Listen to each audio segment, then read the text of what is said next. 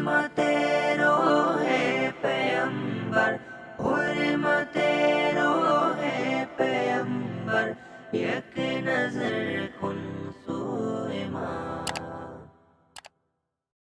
السلام علیکم ورحمۃ اللہ وبرکاتہ۔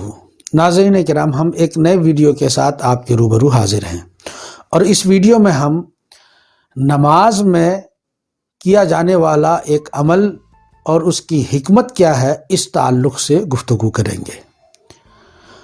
آپ سے درخواست ہے کہ ویڈیو کو مکمل دیکھیں، اور اگر ہمارے چینل کو آپ نے اب تک سبسکرائب نہیں کیا ہے تو ضرور کر لیں۔ ناظرین کرام، نماز میں جتنی بھی عمل کیے جاتے ہیں ان سب کے پیچھے کوئی نہ کوئی حکمت ضرور ہے۔ یہ اور سی بات ہے کہ ہمیں ان حکمتوں کا علم نہیں ہوتا۔ بعض ایسی حکمتیں جسے ہم جانتے ہیں، اور بعض بہت ساری ایسی حکمتیں ہیں جس کو ہم نہیں جانتے۔ انہی میں سے ایک عمل ہے التحیات میں جب ہم تشہد پڑھتے ہیں تو تشہد پڑھتے وقت اپنی انگلی کو اٹھاتے ہیں، یعنی یہ جو شہادت کی انگلی ہے، دائیں ہاتھ کی شہادت کی انگلی، اس انگلی کو ہم اٹھاتے ہیں، پھر یوں گرا دیتے ہیں۔ اس انگلی کو اٹھانے کی حکمت کیا ہے، ہم اس ویڈیو میں اسی پر آپ سے گفتگو کریں گے۔ ناظرین کرام، یہ بات تو اپنی جگہ احادیث سے ثابت ہے کہ تشہد میں انگلی کو اٹھانا ہے، نبی کریم صلی اللہ علیہ وسلم نے اٹھانے کا حکم فرمایا ہے۔ لیکن میں یہاں پر ایک بات آپ سے اور عرض کرنا چاہوں گا، وہ یہ ہے کہ تشہد میں صرف انگلی اٹھا کر اشارہ کرنا ہے، اس کو یوں حرکت نہیں دینا ہے۔ بہت لوگ ایسے کر کے ہلاتے رہتے ہیں۔ ہلانا یہ درست نہیں ہے۔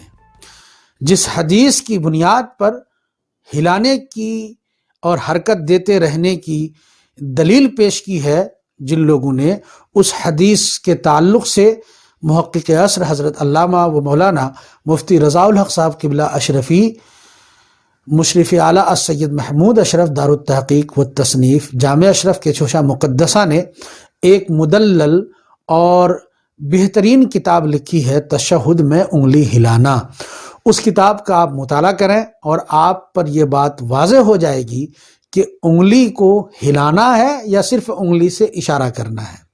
ناظرین کرام، انگلی سے صرف اشارہ کرنا ہے، اسے حرکت دینا یہ درست نہیں ہے۔ تو انگلی کو جب ہم تشہد میں اٹھاتے ہیں تو اس کی حکمت کیا ہے؟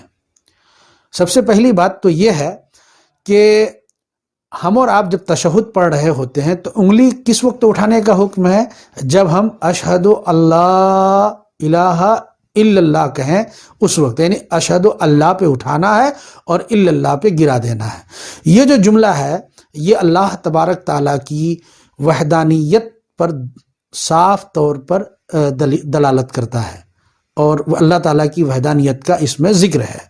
تو اب ہم جس طرح اپنی زبان سے اشہد اللہ الہ الا اللہ کہہ کر کے اللہ کی وحدانیت کا ذکر کرتے ہیں، ایسے ہی اس وقت صرف ایک انگلی کو اٹھا کر کے ہم نے اللہ کی وحدانیت کا ذکر کیا۔ گویا کہ ہمارے جہاں ہم اپنے قول سے اللہ کی وحدانیت کا اقرار کرتے ہیں، وہیں اپنے اعضاء سے بھی اللہ کی وحدانیت کا اقرار کرتے ہیں۔ یہی وجہ ہے کہ صرف ایک انگلی کو اٹھانے کا حکم آیا ہے، دونوں ہاتھ کی دو انگلی کو اٹھانا نہیں ہے، صرف ایک ہاتھ کی ایک انگلی کو، اور اس سے اللہ کی وحدانیت کا ذکر ہوتا ہے۔ علاوہ ازیں حدیث پاک میں جو آیا ہے کہ جب اللہ کا بندہ نماز پڑھتا ہے اور تشہد کے وقت اپنی انگلی کو اٹھاتا ہے، اشارہ کرتا ہے، تو اس اشارے سے شیطان بھاگ جاتا ہے۔ اور ایک دوسری حدیث میں نبی کریم صلی اللہ علیہ وسلم ارشاد فرماتے ہیں کہ اس انگلی کے اشارے سے شیطان کے اوپر اتنا سخت وار ہوتا ہے کہ وہ تیز دھاردار ہتھیار سے بھی اگر وار کیا جائے تو اس وار کے مقابل میں نہیں ہوگا۔ اسی طریقے سے ایک اور حدیث میں نبی کریم صلی اللہ علیہ وسلم نے ارشاد فرمایا کہ جب بندہ تشہد میں اپنی انگلی کا اشارہ کرتا ہے تو اس اشارے سے شیطان کے دل میں رعب اور خوف بیٹھ جاتا ہے۔ تو ناظرین کرام، انگلی کو تشہد میں کیوں اٹھاتے ہیں، اس کی حکمت یہی ہے کہ ہم اپنے اعضاء سے بھی اللہ کی وحدانیت کا ذکر کریں، اور ساتھ ساتھ جو ہمارا سب سے بڑا دشمن ہے شیطان. اس انگلی کے ایک اشارے سے اسے خوف زدہ اور اس پر روب ڈالنا ہوتا ہے. اس لیے ہم تشہد میں انگلی کو اٹھاتے ہیں.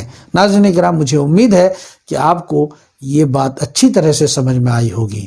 حرمت روح پیمبر یک نظر کن سوئے ماں.